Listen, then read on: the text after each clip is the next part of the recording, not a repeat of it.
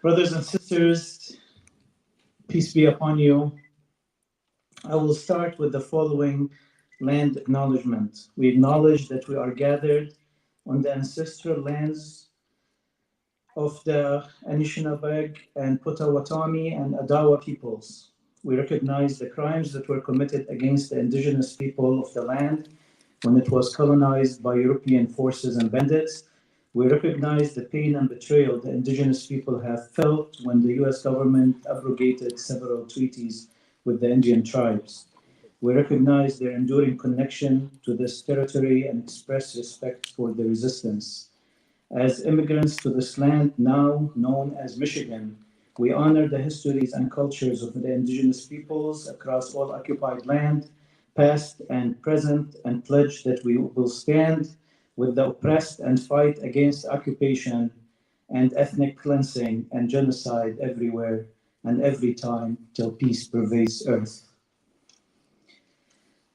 Disclaimer, this event serves as a neutral platform for all the exchange of ideas, discussions, and engagement on the topics of public interest. It's not intended to promote, endorse, or support any specific political candidate or party.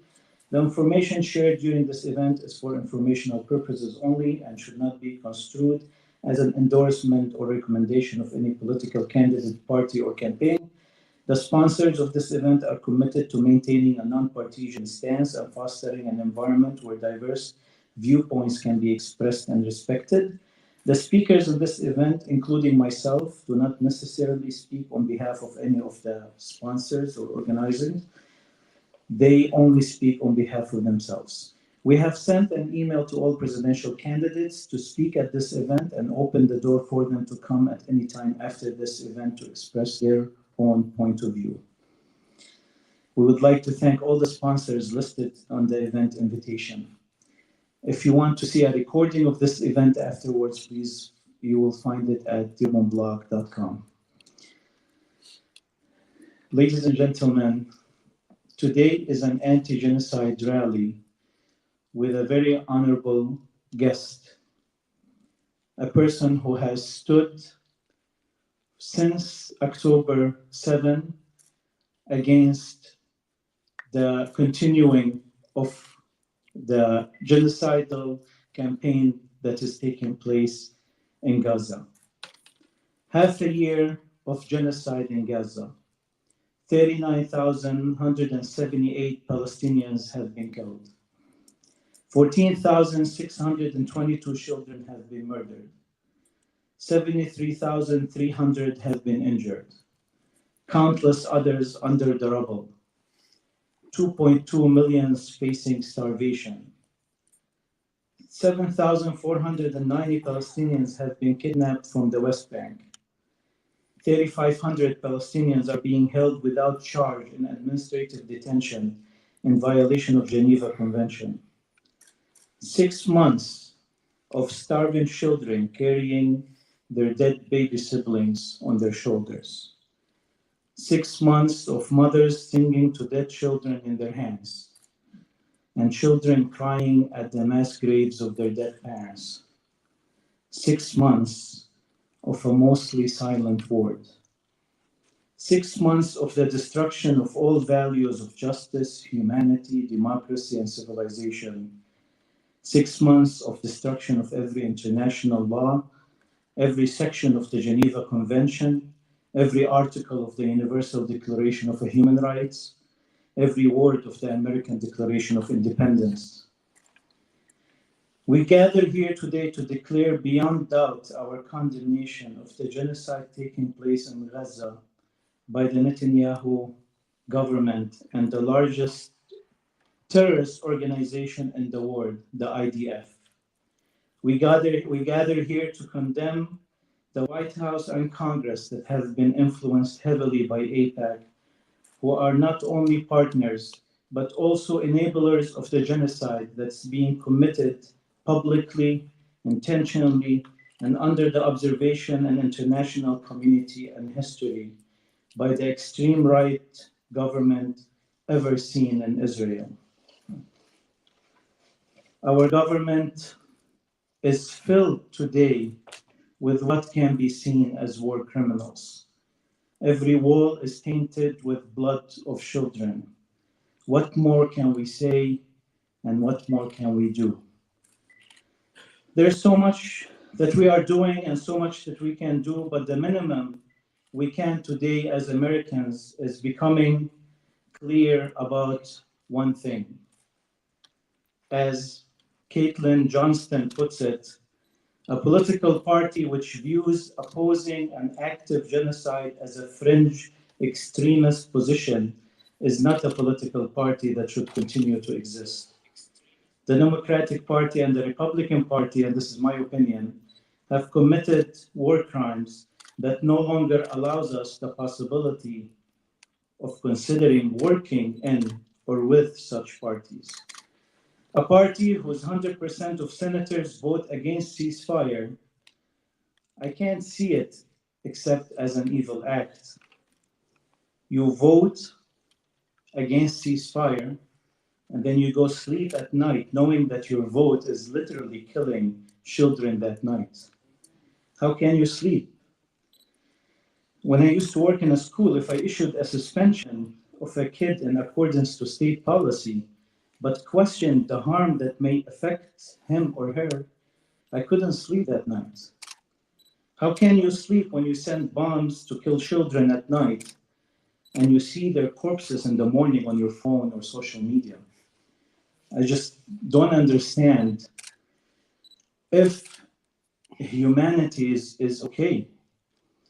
But because we are in this room together, we reinforce our humanity. And we know that there is so much to be done for us to wake up.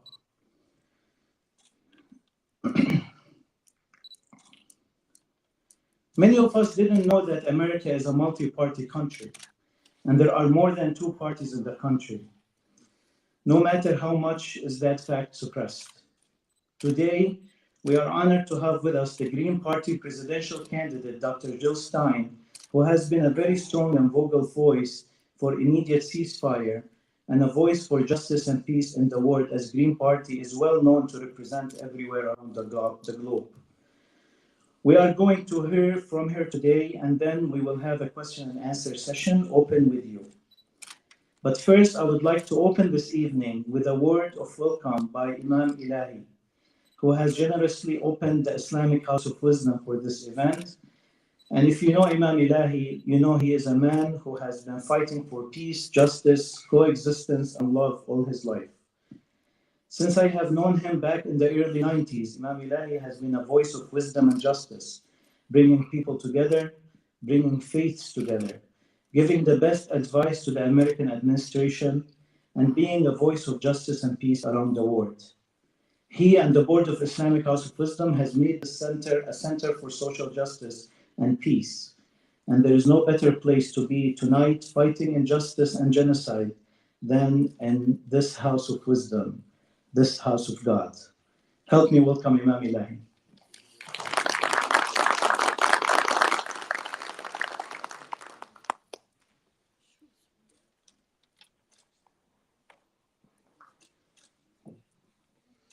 Bismillah ar-Rahman ar-Rahim. Salam wa rahmah. Peace and blessing.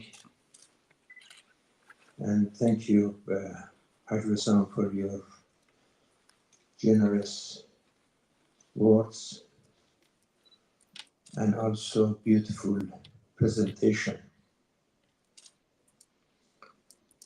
It is a great honor to welcome Dr. Jill Stein, a great lady, a great leader with a great journey, a journey of justice and rejection and fighting against injustice, oppression, occupation, and arrogance. She is traveling, speaking, working hard, tirelessly,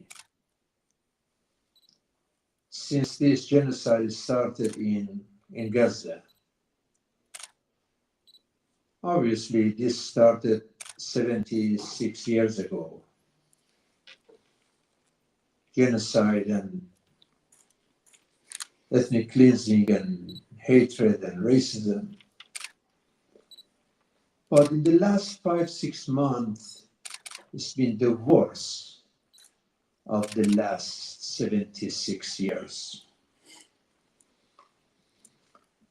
So we have witnessing this genocide in Gaza in a sense of a military genocide, very brutal, undescribable, horrific, so barbarian, but also we see a moral genocide, the military genocide in Gaza, and the moral genocide in the White House. And that moral genocide called hypocrisy and double standards. Yesterday in Washington Post, a piece by John Hudson saying that during this Gaza genocide, over 100 military packages were sent to Israel. Only 2 of them were publicized, altogether $250 million for tanks and shells and other stuff. 98 cases, 98 transfers were not even public. They were not publicized. They were just reported to the Congress, and he said over 200 times the White House called Congress over 200 times to inform them that we are doing a good job. We send this, we send that, and all the details were given to Congress. This is why last week, Nicholas Kristof in New York Times, he wrote that this blood is in our hands. He said it clearly. When this is a genocide that's supported by military, by money, and media, and diplomacy, rejecting all the ceasefire calls in Security Council, 3 times at least. This is why he said this is our hand. It's a very clear acknowledgement. So no surprise if you see that man, the hero, Herr Bushler, he sacrificed himself saying that no more complicit and involved in this genocide. I cannot take it anymore. When someone sees this and cannot change it from inside the system with all the information, so no surprise that he welcomes death with that dignity and courage. And I didn't hear President even to acknowledge, to say even one word. He keeps talking about somebody died in Russia, and we don't know even that person and how this happened. Right away, 500 new sanctions on Russia because somebody died, and before even any investigation telling us what happened. But when this guy in front of the camera, American from the Air Force, our son, member of our family and nation, is burning and dying, he doesn't deserve at least something to say something? Yes, over 100,000. If you compare that with 2.2, used to be 2.2, is not 2.2 million anymore. 100,000, what's the percentage? I'm not good in mathematics. It's like, if it is in America, it's like 15, 16 million. I just guess, I didn't go through a calculation. But something like that, it's a big, big number for Gaza.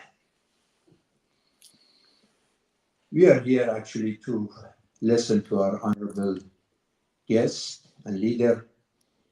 And I don't want to make this long, but today I had a visitor here at the House of Wisdom, Dr.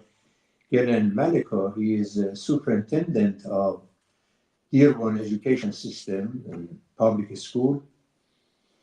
We had a good meeting. He told me that one of his desires is to update some of the schools in Dearborn that they are very old, like from 100 years ago.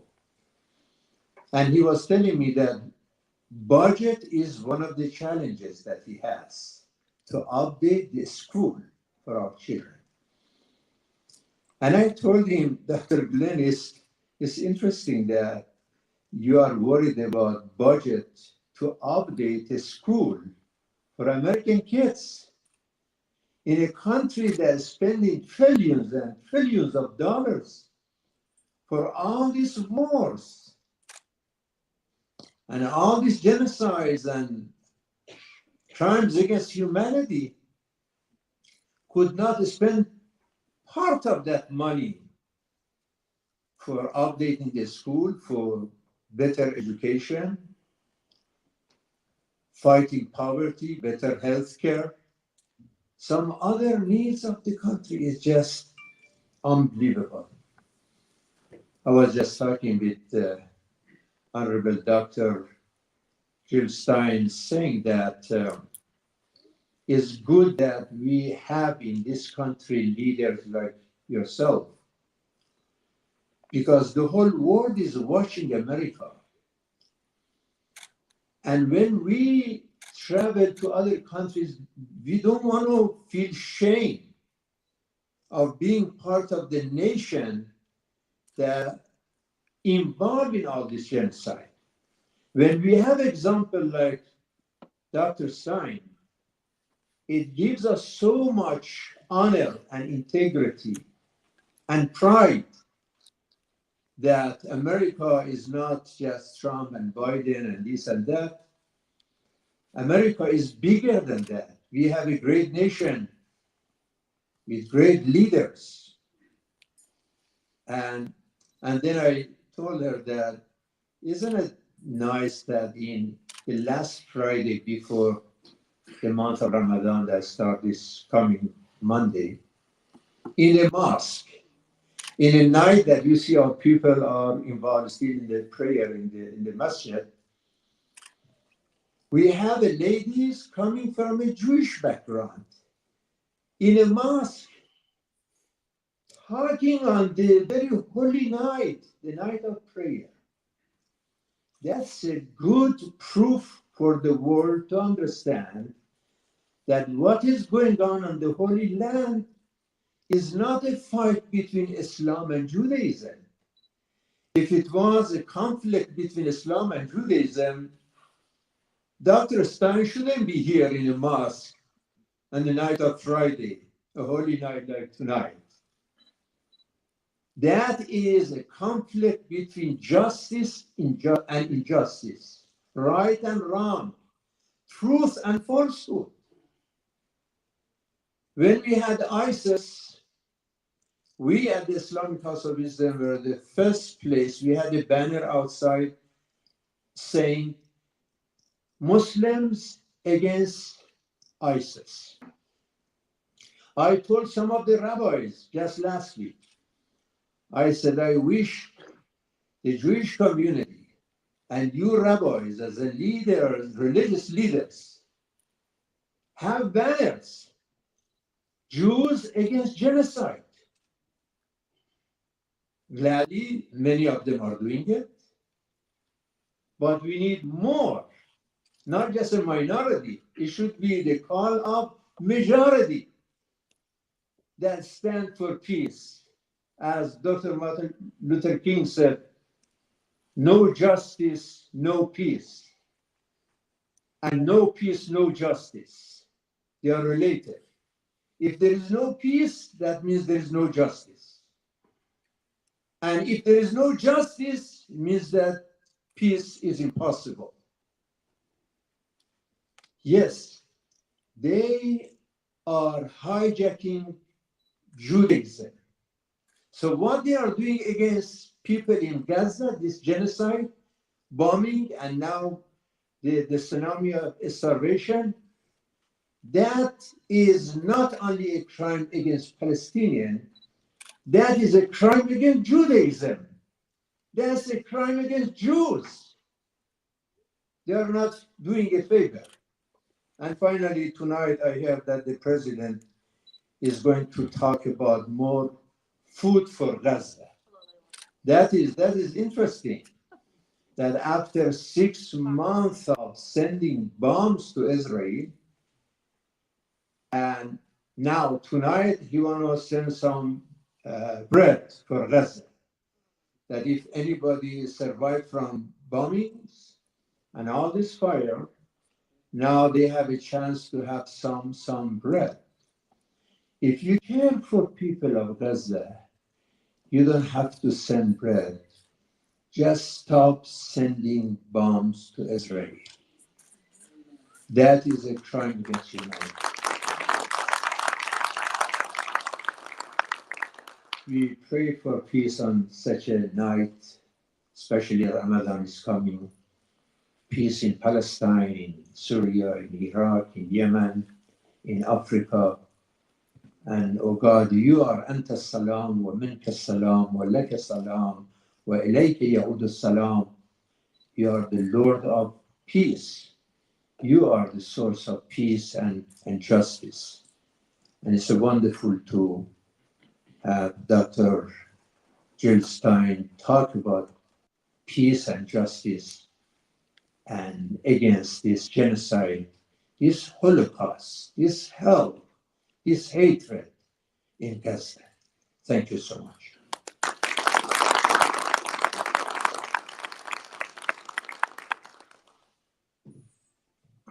With the first things, thank you, Imam Ilahi, for words of wisdom.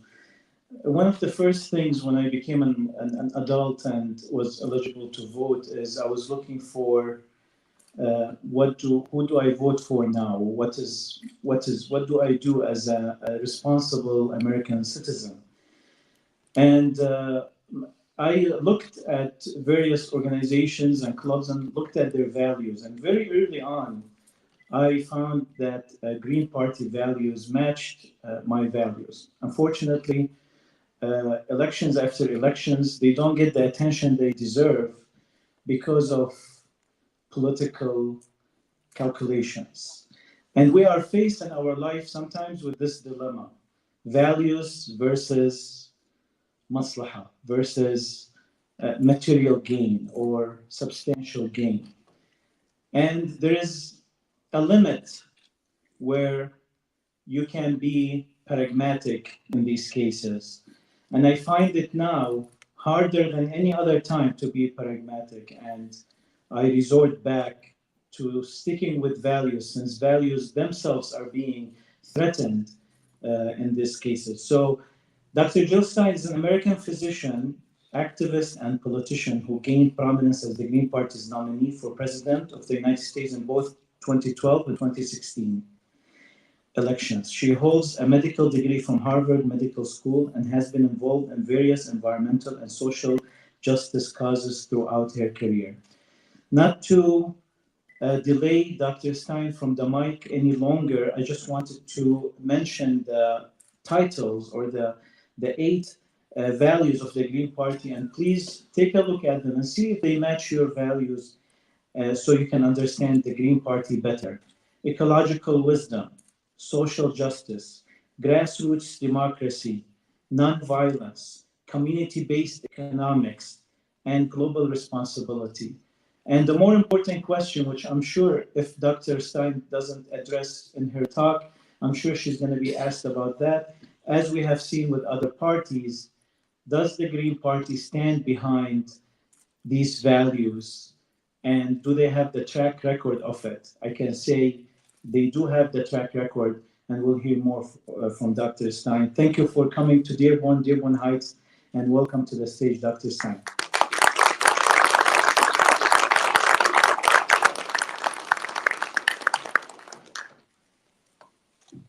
Thank you, Wissam. Thank you so much, Imam Alahi, for your beautiful and inspiring words. And it is an inspiration to be here in Dearborn. So many of us have looked to Dearborn for your courage, for your moral vision, for your really elevating the hope and the vision of the nation in this very precarious, urgent moment when we are watching a genocide roll out on our iPhones and our TVs and our computer screens in incredible detail. And as America becomes aware that this is blood on our hands, we are not simply accomplices. We are full partners in this genocide that the United States, with our tax dollars, is providing 80% of the weapons here, the weapons and the bombs and the missiles, the aircraft that are delivering them. We have basically sold or given to Israel with the billions of dollars that we have provided every year for decades. And currently that's at some 3.5 billion, or maybe a little bit more than that every year. And right now, in the midst of this genocide, our Congress, with the support of the White House, is trying to appropriate another $17 billion, not just to continue this genocide, but also to expand a war in the Middle East that is taking place in order to protect Israel's right, supposedly, to conduct this genocide. This is not only, this is madness. This is evil personified. This is the slaughter of potentially 2.2 million people. This is also a risk to every Israeli in the area, as well as Israel is making itself a pariah among nations and incurring the hostility and the wrath and reversing whatever progress was being made towards reconciliation with its neighbors. That is all gone. And we're looking at actually the US bombing 4 countries now: Iraq, Syria, Lebanon, Yemen, and bombing Iranian targets, although not yet Iran itself, although I think Israel is conducting operations inside Iran. But we're potentially provoking such military pushback against Israel, provoking the igniting of conflict here throughout the Middle East at a time when Iran has recently established a military alliance with Russia. So we have the complexity of a World War I type situation, a tinderbox, with the difference that there are now nuclear weapons involved, not only the weapons that Israel has illegally against international treaties, the US as a nuclear power, but potentially Russia as a nuclear power. So, it's very important for all of us here in this country to know that we too are in the target hairs, because any war that could go nuclear potentially involves all of us. And just one piece of background on that Americans should know but don't know, that our criminal leadership should know but they don't know and don't care about. Just one nuclear armed submarine carries the equivalent of 4,000 Hiroshima bombs. What could 4,000 Hiroshima bombs do? They could put us all into what's called nuclear winter. Is that a familiar term to anybody? Yeah, what it says is that in a nuclear explosion, so much debris is kicked up and injected into the upper atmosphere that it doesn't just settle down. It stays there for years. And what it does is reduce sunlight and block agricultural production. So it's as if it's winter time all over the world when things do not grow. You do not produce food. That is one of many dangers of nuclear explosions. And just one nuclear submarine worth of nuclear explosions is enough to basically starve at least half of the world's population with a reduction in food. And this is well established by nuclear scientists. This is not really subject to question. This is one of those risks of nuclear war. This is why nuclear weapons should not exist whatsoever. They should be abolished. The United States is one of those nuclear powers that has been fighting against a treaty that has now been signed by a majority of the world's nations. This is just one way in which the US conducts foreign policy in an ignorant and aggressive and domineering fashion. But the bottom line here right now is that this war is dangerous to all of us. Not to mention that the US war machine costs us about half of the congressional budget right now. It's about $1 trillion per year. If you include, and that's just for the Pentagon, if you include the many other aspects of war and our so-called security state, like Homeland Security or the FBI or the CIA, the Department of State, the nuclear weapons, which are not on the Pentagon budget. If you add all this stuff up, including the cost of caring for wounded soldiers and the costs of the Veterans Administration, it's more like $1.5 trillion per year, more than half of our congressional budget. And at a time when child poverty has doubled in the last year or two, at a time when half of Americans who rent their homes are seriously financially stressed, just keeping a roof over their heads right now.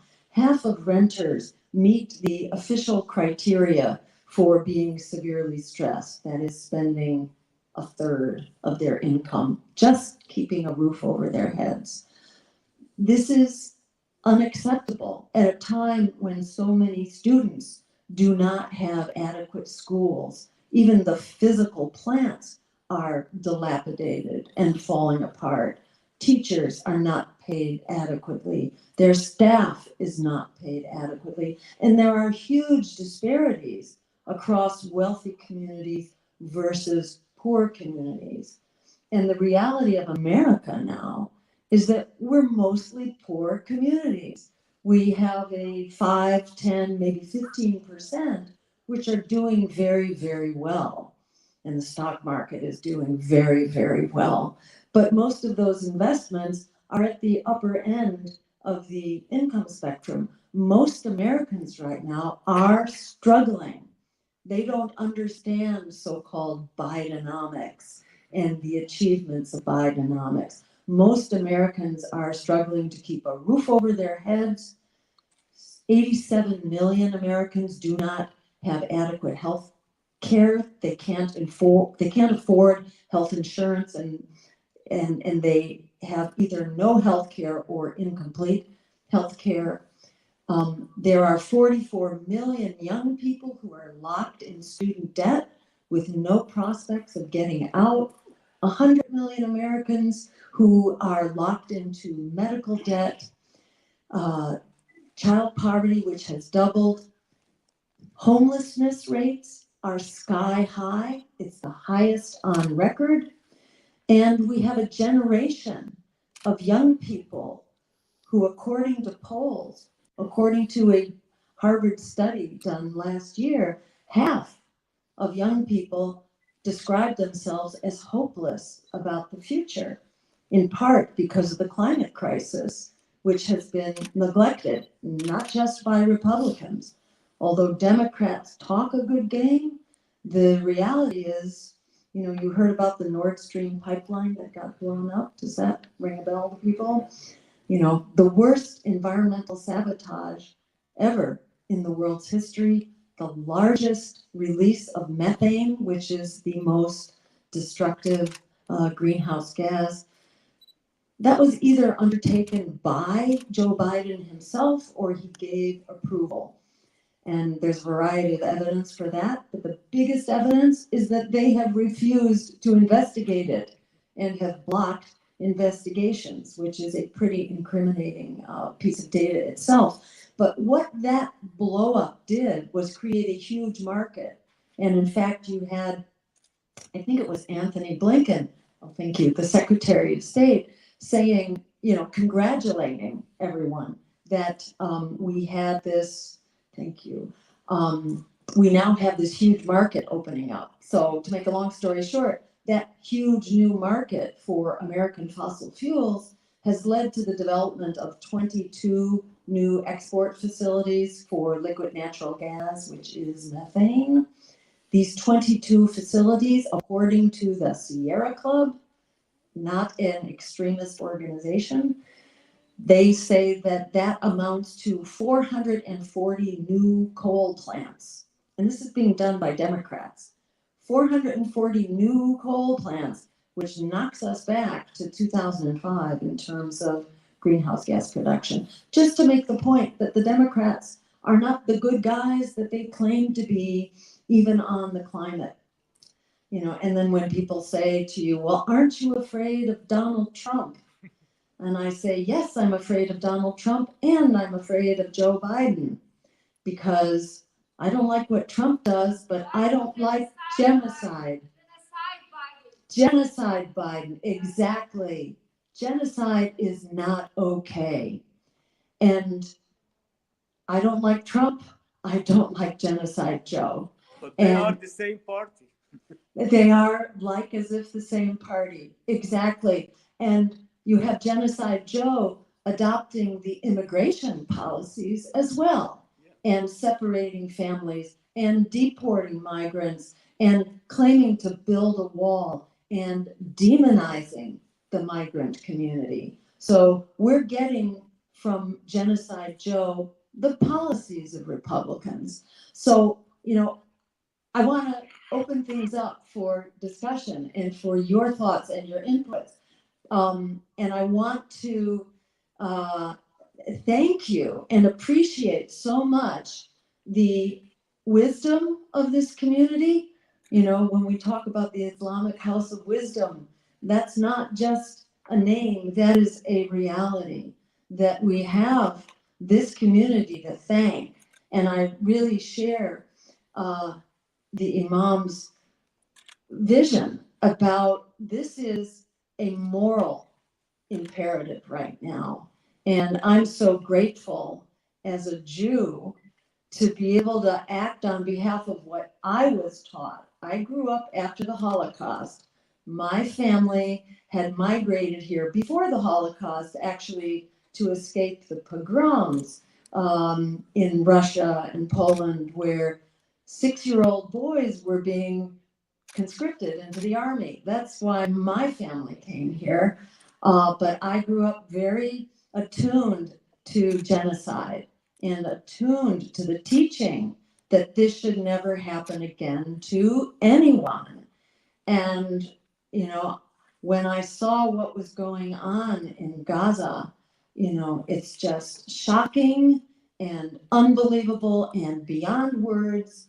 And I'm just so grateful that we have a community that is ethical, that is moral, that has a higher moral vision, and that will not be intimidated and will not be bullied into being silent, into being complicit. We are standing up. I thank you for your leadership because America is ready for it. It's no small feat that America, that has so long been indifferent, you know, we essentially, you know, we killed 1 million people in Iraq, and I don't mean we, I mean our criminal misleaders killed 1 million people in Iraq for weapons of mass destruction that did not exist. In the follow-on to that, and this is according to the Brown University Cost of War study, so this again is not a radical fringe group, it's been 6 million people killed in the aftermath of the war in Iraq and the so-called wars on terror. The United States is conducting continuing so-called anti-terror operations in 85 countries right now around the world. This is not okay. This is not okay. And, you know, and the United States conducted some 70 regime change operations through the CIA and so on over the last several decades. According to the Congressional Research Service, the United States has used its military to intervene in other countries 250 times in the last 30 years. We do this all the time. This is just standard operating procedure, but the world will no longer tolerate it. And the US is no longer the unopposed top dog. The days of US empire are over. We need to move from a unipolar world to a multipolar world and be team players here that work based on international law, human rights, and diplomacy. And I want to thank this community for having the wisdom and the insight to stand up and help galvanize America. America is paying to the teeth for this aggressive foreign policy that squanders our resources and makes the world a more dangerous place for us all. America is ready to stand up. America is ready to mobilize. We're seeing this in college campuses all across the nation.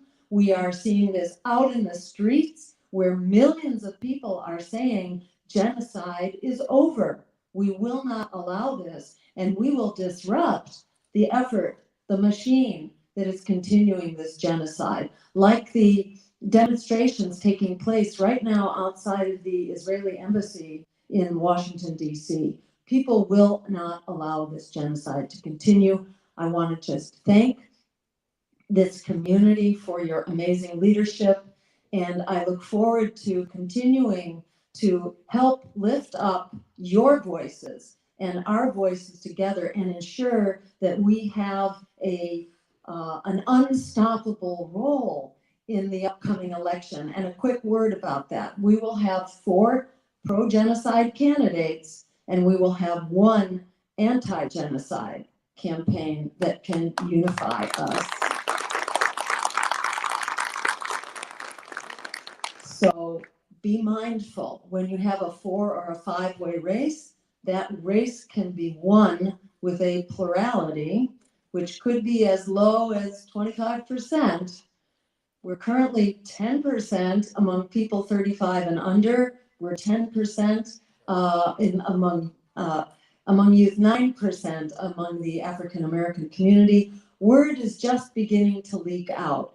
If we are organized and if we get down to work, we can move from uncommitted to committed to stop genocide. The sooner we begin to build, the stronger we will be and the further we will get. My hope is that we are going to turn the White House into a greenhouse, and we will all be better for it.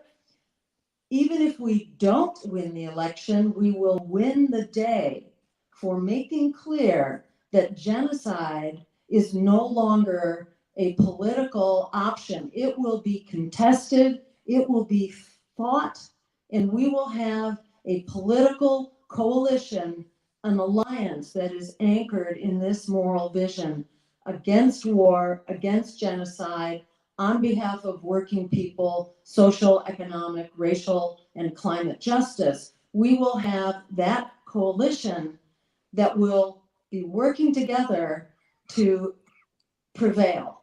Until we do, we will make this happen and work together to do so. Thank you so much. Let me open this up at this time.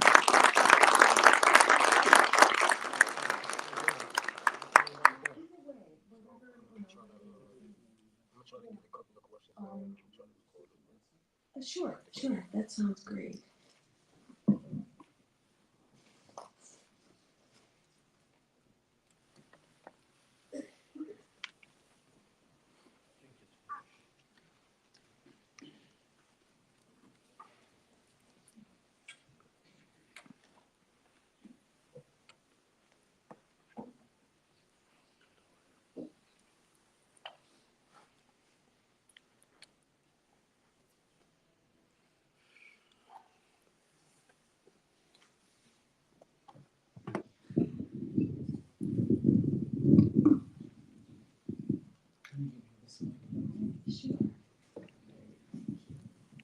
All right, we're going to open the floor for questions and comments. Yes. Hello and welcome to Dearborn Heights. We appreciate you coming here. We have been looking up to you for a long time. So what is driving, the country are the global corporation interests, and this is what has been, and the fact that we have two-party system. So we're just basically going back and forth between the Republicans and the Democrats. So we feel like we are stuck between them, and the fight of the Green Party seems like will not result in any fruitful thing so soon. It seems like we're going to end up either with Trump or Biden in November. But my question is, why the Green Party hasn't been successful in getting people in Congress, as Congress people, as senators, like, for example, yourself, you haven't ran for that position before. And why is that not a strategy for the Green Party? Great question. Thank you so much for that. The Green Party currently has about 120 local elected officials. So school boards, city councils, soil and water commissioners, things of that sort. We run into a lot of resistance because we are very much what the system is afraid of. And so all sorts of tools come into play to suppress us. And let me just set the context here, because the Green Party seems very weak until you consider what has happened to every other independent, non-corporate party that threatens the hegemony of corporate rule. Usually what happens, and you can look at, for example, the Labor Party, which launched around the same time as the Green Party in the 1980s, but they had a very big budget and a lot of institutional support. They could never get past the spoiler accusation. They never ran candidates, and they were gone within 10 years. Peace and Freedom Party is another example of a left-leaning, progressive, non-corporate party that reflected, again, the public interest. Their agenda is very similar to Greens. We've been more kind of an environmental party as well as a social and economic justice party, but otherwise we're quite similar. There was a time when they had access to the ballot on about 15, maybe 18 states, I think, at one point, maybe 15 years ago. And they've been beaten back to where they only exist now in one state, in California. The socialist parties, which had mayors, they had senators, they had congressmen and women, and lots of local officials. They really pushed policy forward in many ways, the 40-hour week, child labor laws, and so on. They were doing very well in the early 1900s when the rules were changed in order to prevent challengers to the powers that be. They were wiped back, so they now represent only a city council here and there in occasional cities. So the playing field is very steeply tilted against public interest politics. So in the face of that, the Green Party is unique in that we have maintained the ability to challenge power for decades, and we've gotten better at it. We have been ahead of the curve.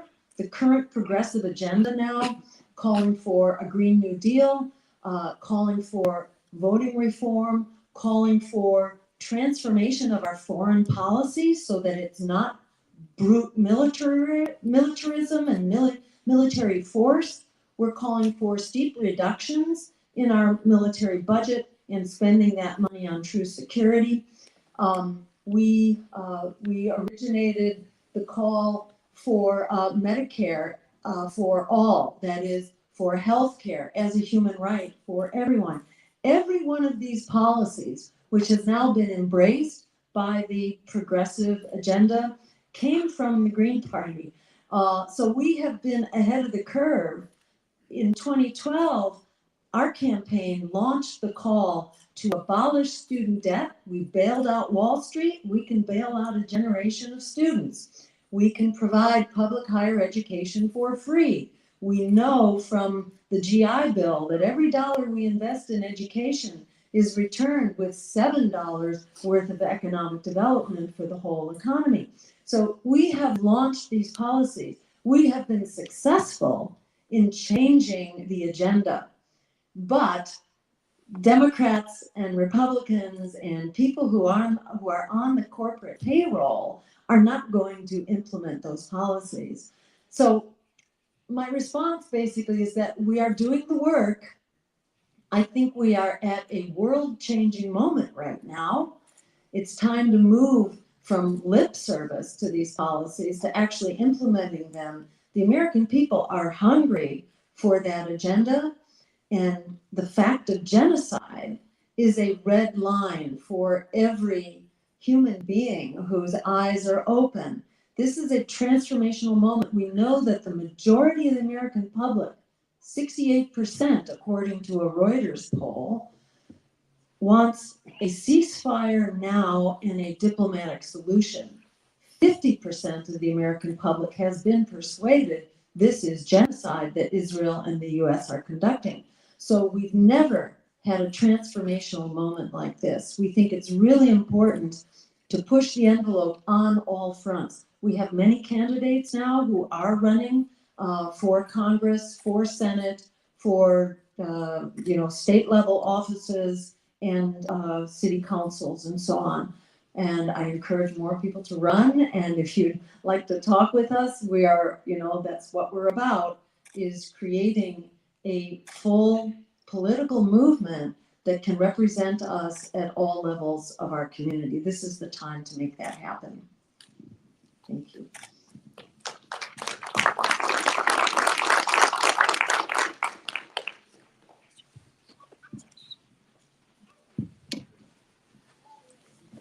Hello. Nice to see you again, Doctor. Seeing this genocide that's going on and how many people is I want to say control, opposition, and I just want to know, as a leader, as the president, what would you do in order to stop something like APAC? Would you make them register as a foreign agency so we can, move forward with them having a chokehold on our politicians? Because I think this is going to continue if we have these foreign agencies donating money and whatever else promises to these politicians, and they're going to deliver every time. So what would you do if you had the power to do anything? Exactly. Well, first of all, on day one, the president can make a phone call and stop this genocide right now. The president has the power to do that. Joe Biden needs to take the example of Ronald Reagan and stand up and stop this war. Ronald Reagan did that in the 1980s, making a phone call to Menachem Begin saying, "Bring your troops home from Lebanon. Enough of this destructive war." Joe Biden can do that right now. Joe Biden has all the power in the world, not only to just assert his moral influence, but also to stop the transfer of weapons. Whether Congress has appropriated money or not, the president can stop the continuing transfer of weapons, which, by the way, is against U.S. law.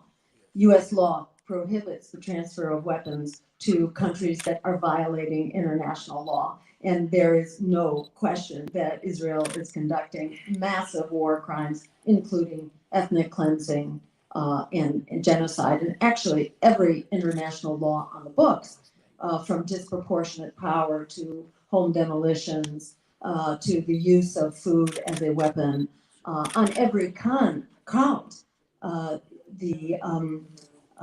this war and Israel is violating international law and conducting war crimes. So all resources should end to Israel, starting months ago, in fact. So there are plenty of ways to stop this war. And to your point about AIPAC, absolutely, AIPAC should be classified as a foreign lobbying organization. And in fact, they were on their way to being so classified. President Kennedy was intent on doing that before he was assassinated, unfortunately. Otherwise, AIPAC would have been sidelined long ago, and they should be. In the meantime, they should be called out.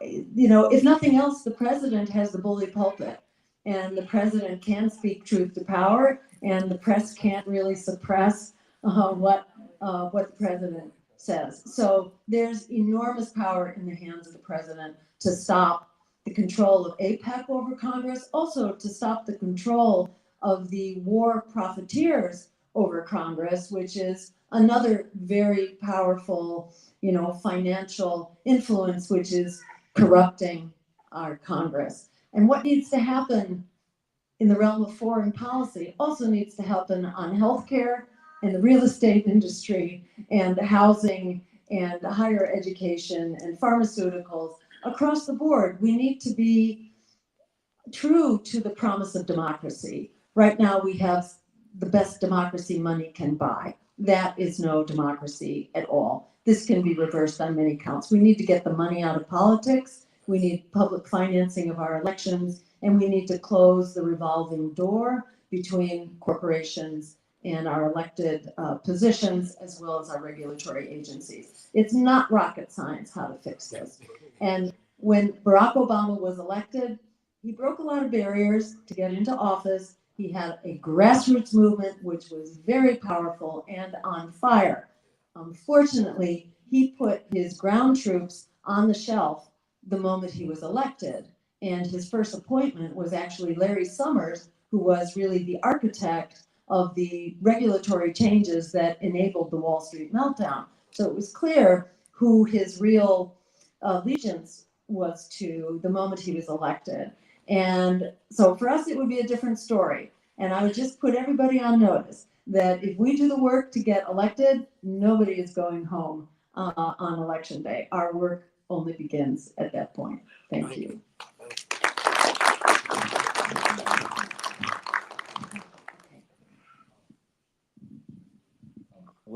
Thank you so much for coming in today.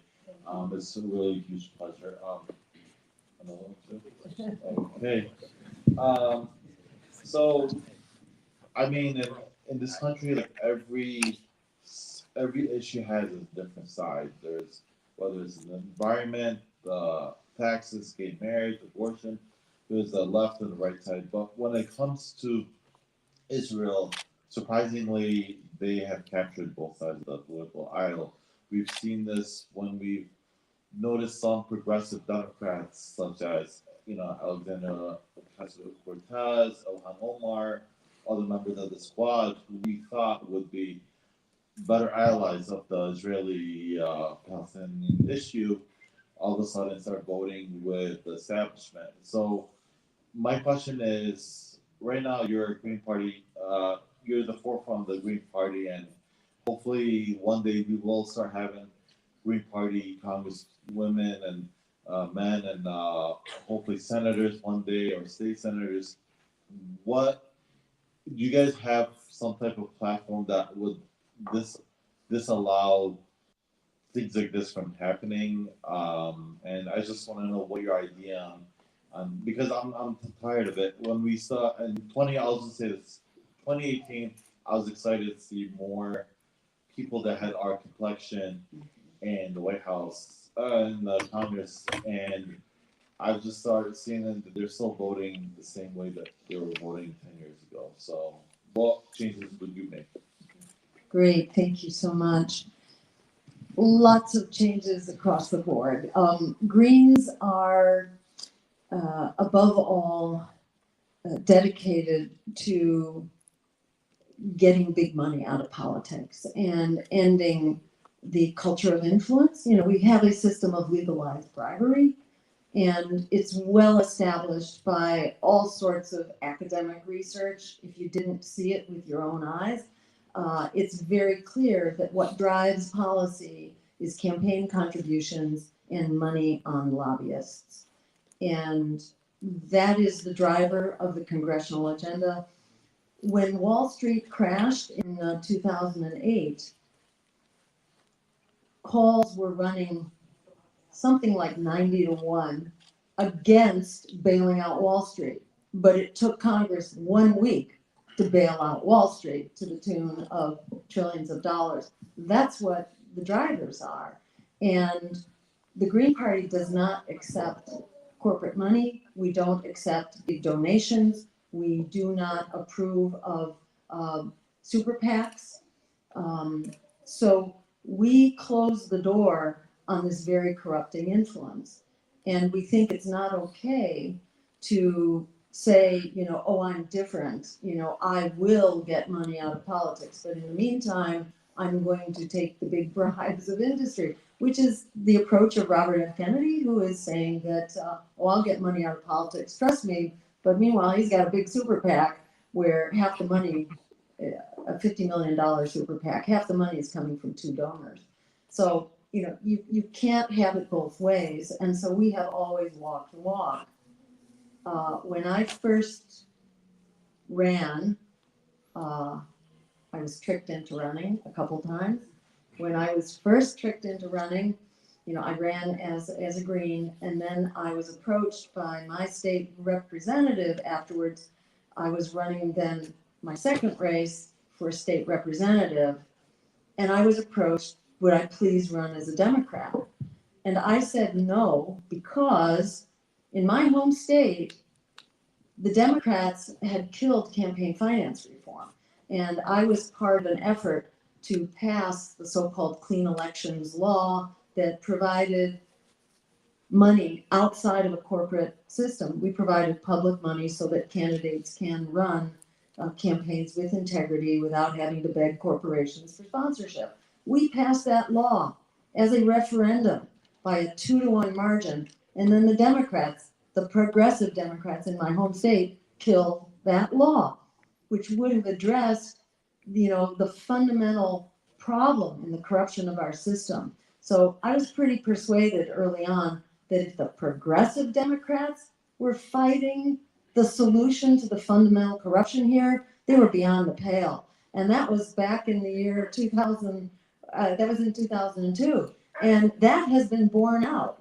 We are not seeing a system that's kind of getting better, no matter who gets elected. It's not getting better. It's only getting more and more into the pockets of the billionaires and the bankers, and money is only getting more and more concentrated in this country. So the right thing is not happening, and we very much need to stand up to demand that the system be reformed so that our elected officials are not being systematically bribed the way that they are now. So when you ask, what are the indications? Where did the Green Party stand? We have a very clear track record, and we have always upheld, the principle of being a party that is of, by, and for the people, not of, by, and for the billionaires, which is the way that our current, two-party system is run. We call them the parties of war and Wall Street.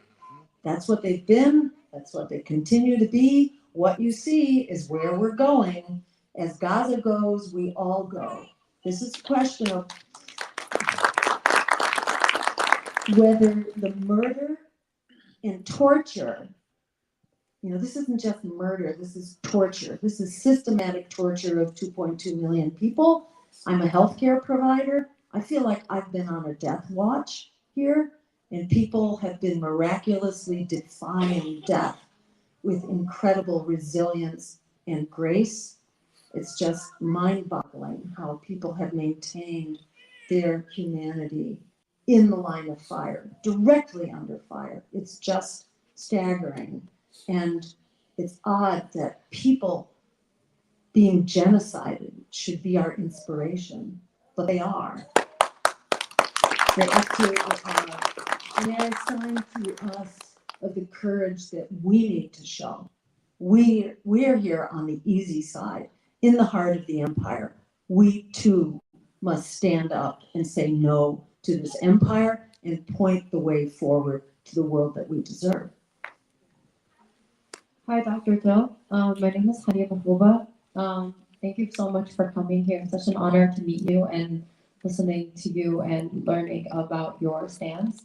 I'm going to be frank with you. As a previous voter of both parties, I don't stand allegiance to any Democratic nor Republican because as a Muslim American, I didn't find that any party really solely aligned with my beliefs and my principles.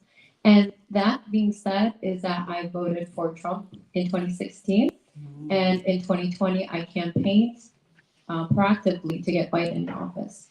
And so where I'm coming from is that I've had the experience in knowing where presidential candidates will say the talk, will do the walk, but when it comes to the action, they definitely are hypocritical in nature and do not commit to their words. And so Biden previously promised us about student loans and how he will cancel them, and he has not done that. And you have also focused your stand on that as well. And in addition to right now, what is going on in Palestine, it is the most humanitarian crisis of the world. And it is not a U.S. foreign policy issue, it's more of an American policy issue because it is our U.S. tax dollars that are funding this genocide and proactively in doing so. And the rhetoric that has been going on is that there's even been an infringement of freedom of speech where peaceful protesters have been arrested for saying no to genocide. And as an American, and as a Muslim American specifically, I do not feel safe. I do not feel that my values are being represented or able to speak out against something that is clearly against human nature and it goes against our civil rights. And so, to quote Martin Luther King Jr., injustice anywhere is a threat to justice everywhere. So, how will you determine that course of direction with the Green Party in your U.S. foreign policy stance? And I know that you're not a believer of the U.S. intervention in Iraq or Syria or Afghanistan, but how are you actually going to change that?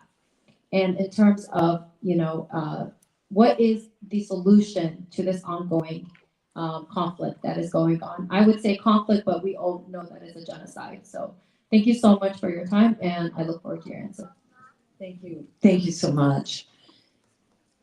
I think the solution is that we are a democracy. We claim to be a democracy. I mean, we are not. We are a very imperfect democracy, and we are losing our democracy as well. As you've mentioned, we are seeing an all-out assault on our freedom of speech, our right to protest, our privacy rights. The money capturing our election system. Our democracy is in an all-out crisis. And our policies, including our foreign policy, reflect that crisis. But fortunately, we are in a moment now where the American public is in agreement. The American public is demanding an end to this genocide. So our challenge is to get into positions of power where we can implement the will of the people. And because we have the will of the people, because history is writing this story in front of our very eyes, it's not rocket science about how to move this policy forward. Simply by enforcing existing US law that prohibits the sale of weapons and giving aid to countries that are war criminals, we can stop this aid. There will be many challenges going forward. We also have the disaster of Ukraine to deal with, the Cold War that's being ginned up right now with China, the gun violence, exactly. But the American people are demanding solutions to that, and Congress can't act.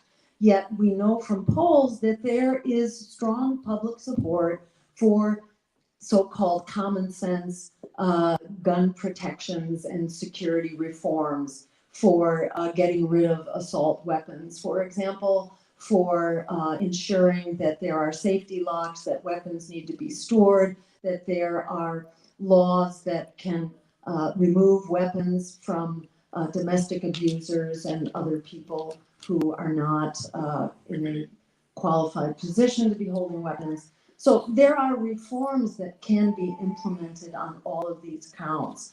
And if we are lucky enough to be in a position in the White House, we will have allies in Congress, but we will especially have allies in the grassroots and in the movements. And as president, I would be organizer in chief, the organizer that Barack Obama had promised to be and that he would not actually be at the end of the day. So we will be coordinating our efforts to pressure our elected officials into voting on behalf of their constituents. So we do not hold public hearings now on Gaza, on Ukraine, on healthcare. We no longer hold public hearings at the congressional level. Our elected representatives do not hold town hall meetings to be instructed by their constituents as to how they should vote and so on. So on all of these counts, there are very strong pressures that we can bring to bear to change this. And that includes executive actions that the president can take, for example, by ending the delivery of weapons right now and invoking U.S. law, which says that weapons cannot be delivered to human rights abusers right now. So there are many things we can do. They want to convince us that we are powerless. I think it's very important to reject their propaganda of hopelessness and powerlessness. They want this community to be silent. They want the American people to be silent, and we refuse. We are going to stand up and demand a democracy to move forward into the future. Thank you, Doctor. By a show of hands, who has questions? Okay. We're supposed to finish at 8:30. We'll extend it for about 5 to 7 minutes. Welcome, Dr. Stein, with our Arab Muslim community in Dearborn and Dearborn Heights. I'm from Dearborn Heights. My question was part of it. The previous lady, she asked you. I want to ask something. We voted to Biden and he turned to genocide, bad genocide. Now, how you going to build the trust between you and us after we voted for Biden? that you will not do, saying Biden did regarding Israel relationship with USA? Thank you. Yes, very important question. How do we build trust? In my view, and I welcome scrutiny over my stances and my positions on the issues which have been consistent. Um, as long as I have been involved in the political process, and even before being involved in the political process, I have been an anti-war activist since my earliest days in high school when I fought against the war in Vietnam, against the war in Iraq. I have been an activist with Physicians for Social Responsibility, fighting to put all nuclear weapons on the shelf, to dismantle them. I've been consistent really throughout my life, and I am not a politician. I don't need to be elected to office. Why am I doing this? As a mother, very concerned about the future of all of our children who do not currently have a future together. So, I certainly welcome scrutiny over my positions, which have been absolutely consistent. And when I was, subject to that bribery, come into the Democratic Party and we will support your election, I declined. I refused. I'm not here to compromise and achieve some kind of success. I'm too old for that. I'm not a young person trying to make my way in the world. I'm someone at the other end trying to just do right by our community. And I would say that, we're all sticking our necks out here to be taking the positions that we're taking. And I don't think any of us do this casually. And at the end of the day, we need to work together. The sooner the better. And in my experience, I worked as a medical doctor for decades and saw how much our healthcare system was failing. And not only that, but that we have an economy and a society that makes people sick. It's not just that our healthcare system doesn't take care of us, but we have sick corporate nutrition, food system, community violence. Poverty is the number 4 killer of people in this country. We do so many things that are just, wrong and wrong-headed. So I moved from being a doctor practicing clinical medicine to practicing political medicine, because I found that when you got involved to try to change these causes of illness, whether it's cleaning up pollution or addressing poverty, you can't do it. The powers that be won't allow you to do it, and they will undermine you every step of the way. Even if you're not political, even if you're just there as in whatever professional capacity, as a doctor trying to advocate for clean air, let's deal with the asthma epidemic. They won't let you do it. They will do everything in their power to serve their corporate donors.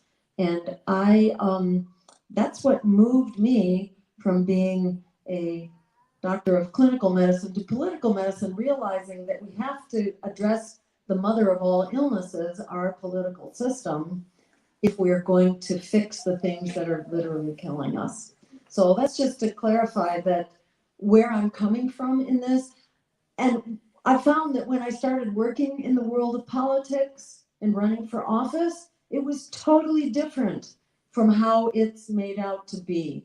The mainstream parties run a very different kind of politics. It's a politics dictated by their big donors, and they all smell like rats. If you've ever been close to a politician in the mainstream system, you feel like you need to go home and take a shower. Like if you go to the state house or to Congress, you feel like you're getting slimed, I have to say, and you feel like you have to go home and wash it off. And I have not had that experience. I feel like when people get close up, they can smell if you're a rat or not.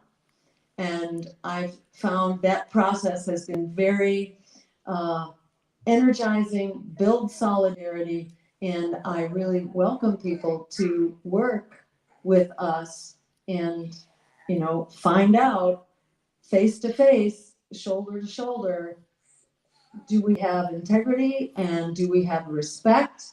And are we building a community with dignity and human rights? I think at the end of the day, that is the test right there. We have two more questions. Thank you, Dr. Stein. That will finalize the evening. Before I give the next question, I just wanted to mention, Doctor, as far as practically when we go and vote, we know that we might not get to the point where we win the elections. What does 5%, what does 15% make a difference? Great. Okay, terrific question. And I'll just say quickly that there are many ways that we win the day, even if we don't win the White House. It will take a kind of black swan event for us to win the White House. It's not impossible. And when you have a 4 or 5 way split going on and you have many genocide candidates, they may be splitting the genocide vote, and it may be possible for us to win this election with as little as 25% of the vote. So I wouldn't rule it out. But even if we don't win the White House, if we get to mere 5%, which is already what we're running at, the Green Party is polling at 5% right now nationally, that alone can qualify us for a big infusion of public money in the next presidential election. So we would be starting out the next presidential election with about $20 million in the bank, which would put us in a stronger position than we've ever been in. Currently, we are about to qualify for public funding as well, and that's simply from collecting enough contributions that we meet the criteria. When we meet that criteria, then basically the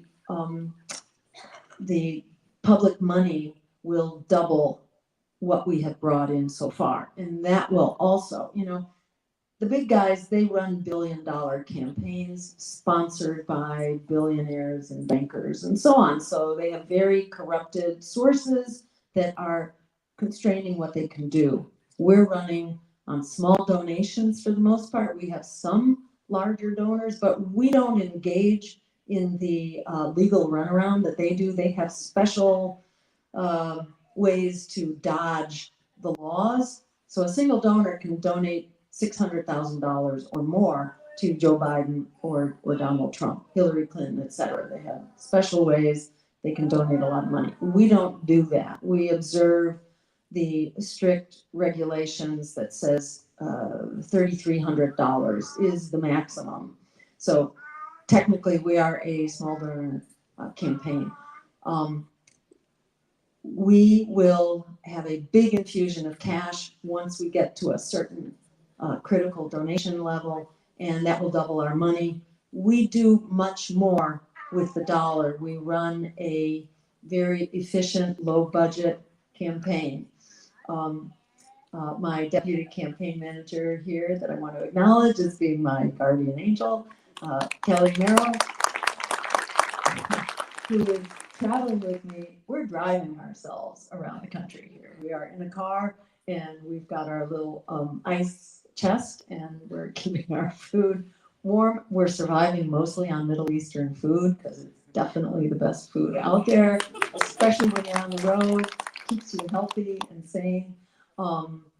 So we're running a very efficient campaign. We know that we're currently on the ballot in 21 states with a few more that are just now being processed. We expect that number to go up, but that happens to include some of the most difficult, big and expensive states like Texas and California and Florida and Arizona. So we actually have 75% of the work already done, and we can finish it up with about $1 million. Robert F. Kennedy says he can get on the ballot for $20 million. So that's just to make the point. We do things efficiently. We have people power. We don't have billionaire power. We have people power, and we can do things efficiently. So I feel like there is definitely a pathway to go from here to there. And who is going to be next? Thank you. Go ahead. I wish my verbal English was enough strong It's to great. express my idea. You mentioned a huge risk, the most bigger risk of the world, which is the atomic bomb. Uh, I'm recently American, and I am from Lebanon.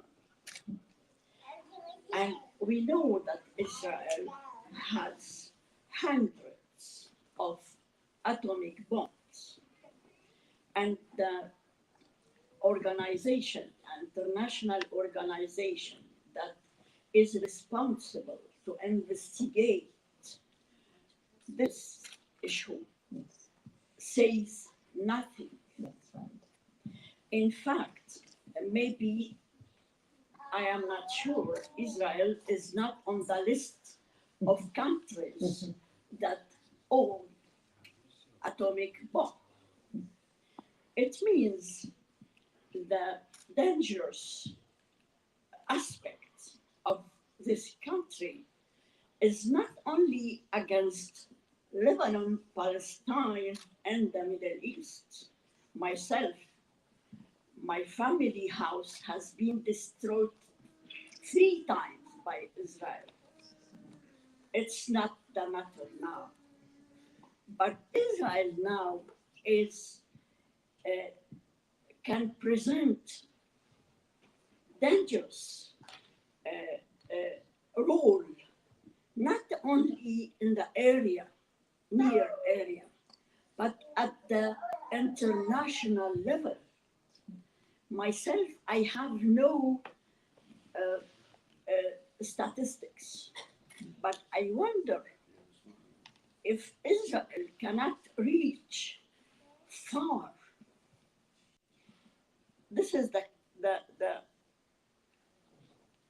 this is the let me think that we have to work with Jewish people, be free thinking of Jewish people, because Israel is playing this dirty business on their name.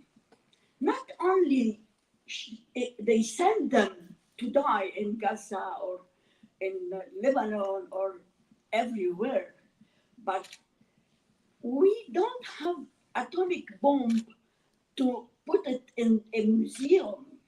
We own this to use it, and they will use it by the name of Jewish. Finally, is your party has any vision to work with the free-thinking Jewish people? I will work with you. I am not a Jewish, but I will work with you. In case in your program has this item, I will work with you.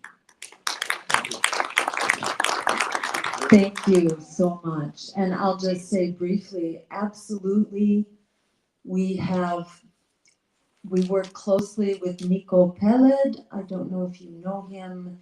He is an Israeli Jew who is extremely anti-Zionist. He is a writer, an author. He's also the son of a famous Israeli general who won the 1967 war.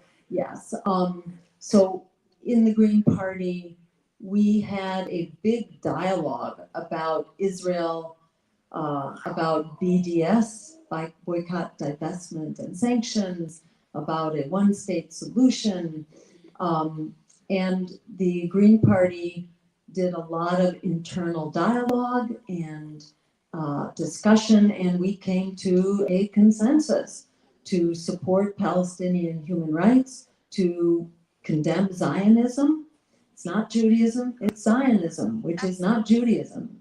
And to say that it is anti-Semitic to oppose genocide, we view that as the most anti-Semitic thing that you could possibly say. So we stand up against those accusations of anti-Semitism. And we work with Jewish Voice for Peace.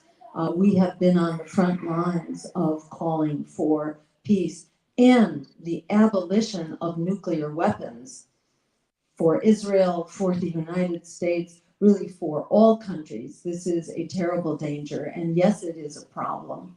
And it will require a lot of careful strategy for how we dismantle those nuclear weapons and how we get countries to give them up. I think it's very important that we move to sanctions now against Israel for conducting genocide. We need to move to massive economic sanctions, not only stopping the delivery of weapons, but we need to use every nonviolent tool available to defuse this conflict as quickly as possible. And absolutely, this should be a coalition of all people of faith, of all faiths, people who believe in human rights and humanity. This is what's on the line for all of us. And Gaza is a critical test right now, whether we're going to have a world that respects and obeys international law, or whether we will abide by the law of the jungle, and whoever is most powerful will rule. And the US is no longer in that position of being the sole most powerful nation in the world. So it's a very important time to be educating everyone here that we are all in the crosshairs of what's happening in Gaza right now. Thank you very much. I voted for you in the past and I will vote for you again. Thank you. Hi, Doctor. Thank you for being here with us tonight. I have a quick question, and I think maybe it's a question beyond what time is left, but what's the Green Party's view and your views about electoral reform? As you know, part of the issues we have is how the electoral system is set, which actually supports this kind of revolving door election cycle after cycle. So I would like to know what is your view and the Green Party's view about it before. Thank you. Yes, we have a very well developed, set of solutions that could be implemented right now.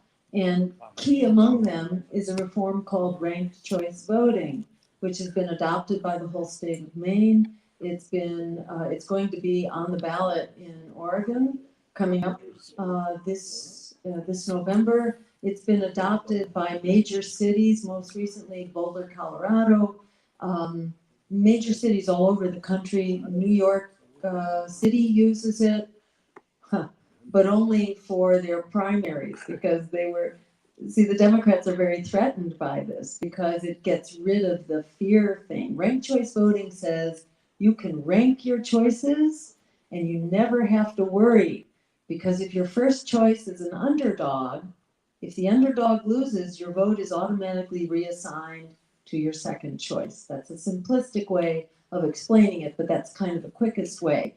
And it ensures you're never going to have a wasted vote. It also gets rid of the fear that your vote is inadvertently going to help someone that that you're afraid of.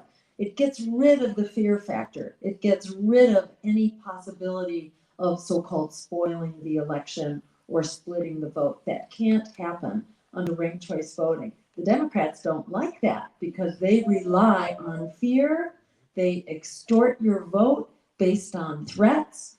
And why do they do that? They do that because they are very threatened by what we offer as a people's party. So they rely on being able to demonize us and scaring people and extorting the vote. So yes, we have that solution. That solution would pass. Right now, the Democrats are fighting it in Washington, D.C., where the people have placed it on the ballot as a referendum. It is a great thing. It is spreading all over the nation right now. It's being adopted first at the community level, but now more and more states as well. It should be used at all levels of government, so we can just go to the polls and vote based on your values and your vision, not on your fears. The politics of fear has brought us everything that we were afraid of. It doesn't move us forward. As a democracy, we need a vision of where we're going and what our values are. Right now, most people vote based on who they are most afraid of, and they vote for the other guy. That doesn't drive us forward in a rational and informative way. So ranked choice voting would do that. There are many other reforms, like making access to the ballot reasonable. Right now, we have to go out and collect in some states as much as 80,000 signatures, which is a lot to do. In New York City, we have to do it, in New York State, rather, we've got to do that within 6 weeks. All this is expensive, and its purpose is to defend the powers that be against challengers. But we should have challengers. The Green Party does not seek to dominate the political landscape. Our goal is multi-partisan democracy without the money, put the people back in, get the big money out, and let's go to work here. You know, we've got a world to save, and ultimately it depends on election reforms. So we can do this. It's not rocket science. Dr. Jill Stein, thank you on behalf of the community. Thank you for traveling the country representing our values, and our hearts and spirit and actions are with you and what you stand for. Thank you so much. And let me invite anyone who would like to do a group selfie right up here, and we'll all kind of squeeze together and do a photo for the history book. We're going to do a group photo, and then Dr. Stein will be here for a few minutes if you want to have one-on-one with her. Thank you.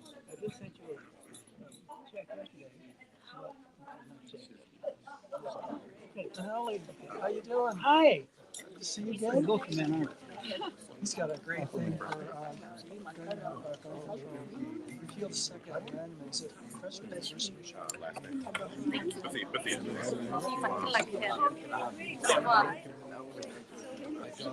Oh, you ran for Supreme Court.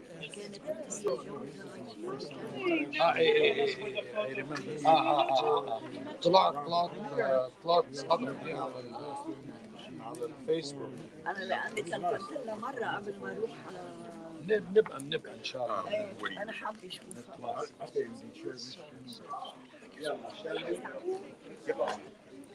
Can you get us all? Yes. Can I come Can I give you one? No, good. I saw your documentary, and I watch RBN all the time. What's your name? Liana. Okay, it was nice to meet you. Nice to meet you. What's your Twitter name? That's probably better. She Dragon. I can't remember my Twitter name. Just unbox me. It's DMs are open. Really? Okay. I I just love what you work on. No, not you. You guys stand here. Oh no, I'm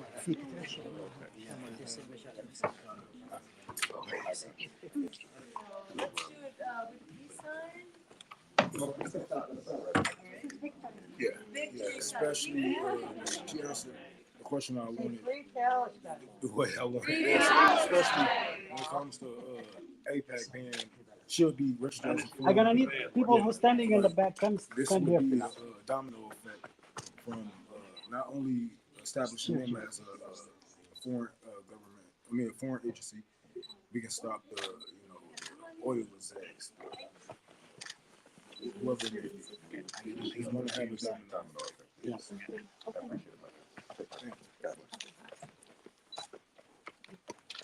All right, thank you.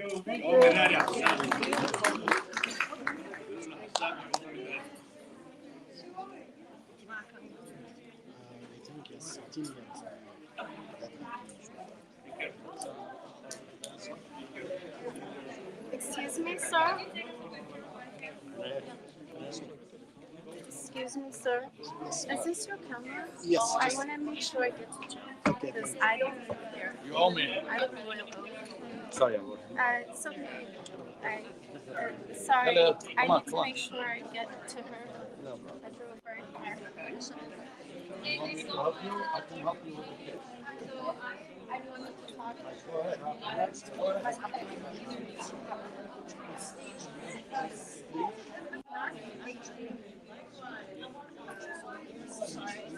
It's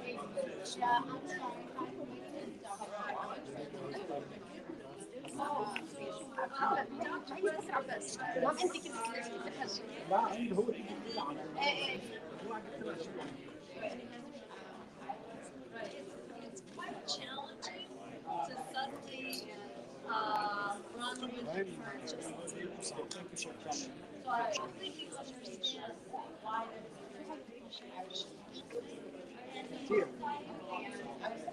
Judge Schmidt wrote here, he just lost and I think he's now saying that it's very, I don't know what evaluations are. I don't know anything. I don't know.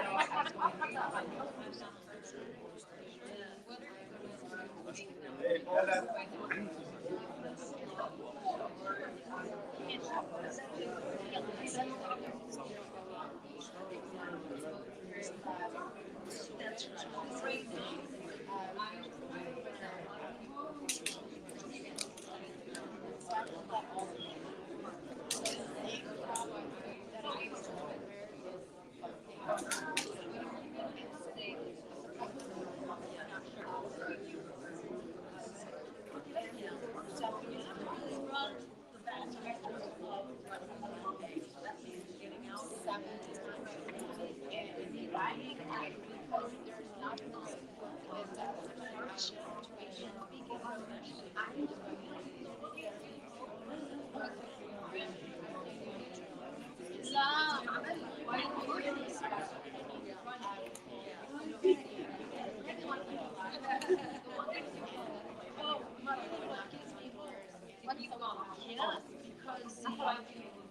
Yes, because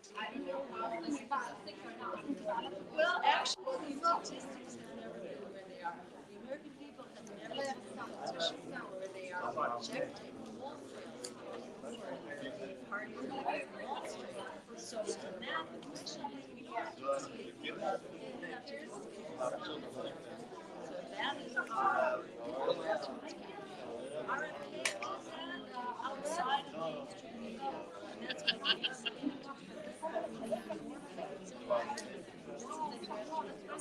That's what our big system. I love that I know what you're saying.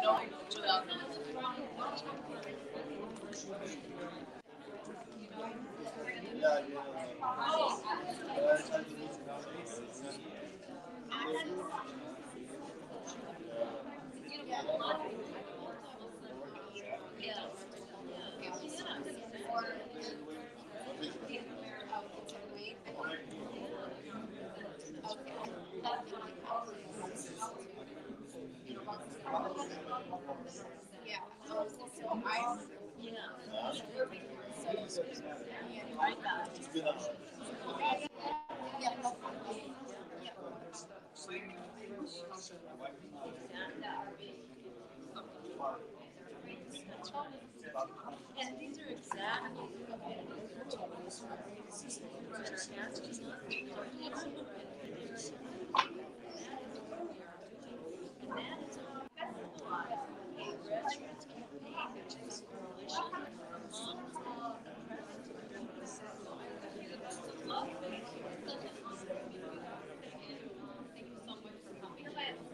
Bro, hi.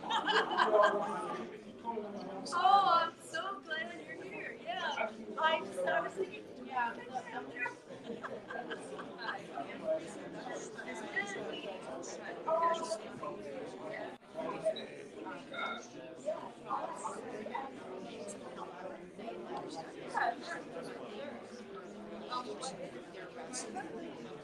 They can't. It's a state. Okay. Access.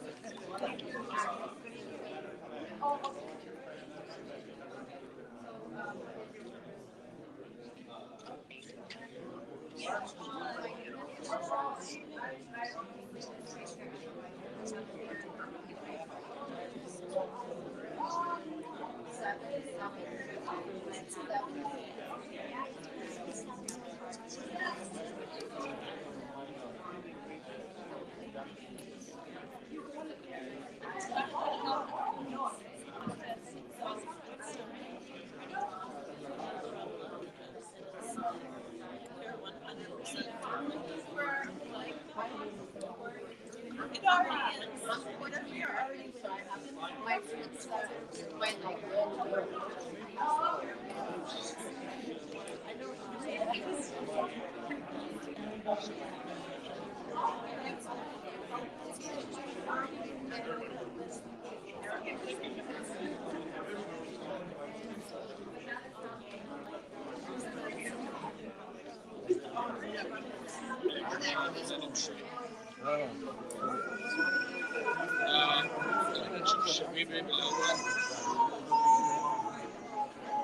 what is the plan now? You guys have a plan?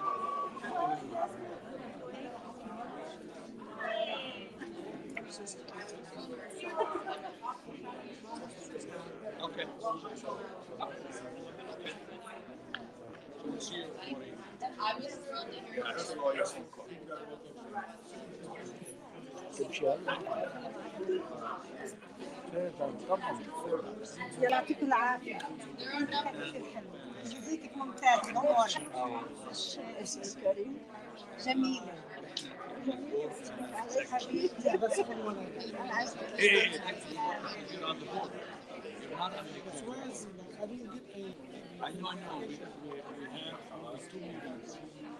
My husband. Oh, I'm on the board now. You're on the board, not an executive. Okay, that's what I want.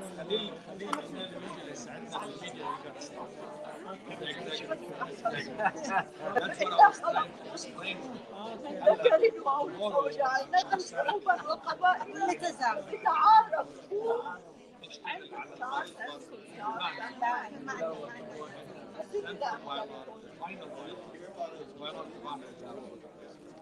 We're going to do a bylaw.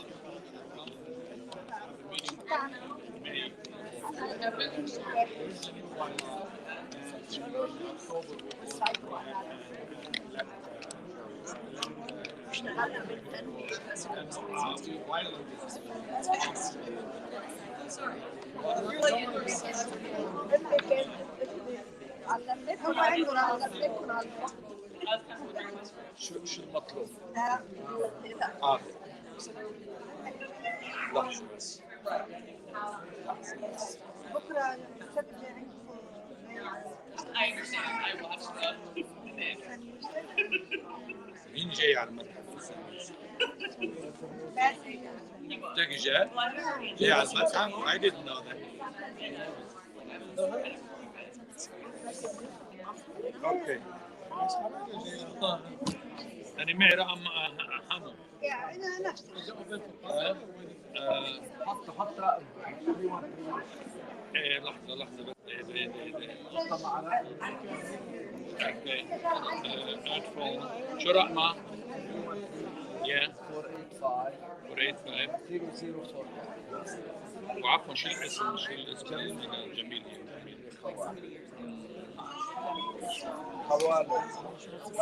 خوالد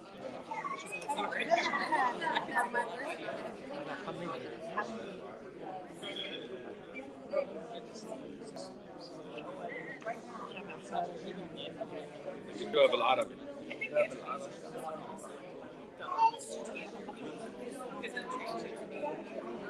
طيب هلا حبعت لك اياه. ها؟ حبعت لك اياه.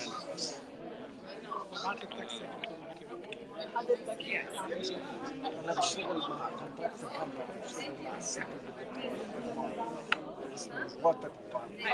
هلا مكتوب هون but don't worry about اثنيناتهم هون. اوكي. والله انا عارف انه بس ميوزك kind of like the guy lately but originally I have a lot of question mark about him early on in his life. يطلع هو اهم من رئيس هلا هو الحقيقه اهم. الحقيقه هلا اهم. هلا هي وصل صوره 20%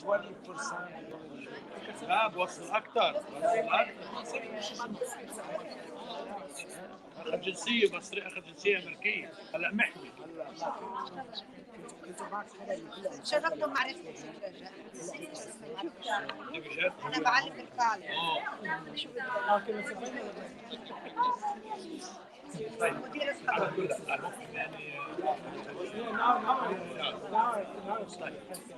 علمت كل شيء اهلا وسهلا تعلمت تعلمت الغلط ان شاء الله. مشرف يلا تشرف نشوف.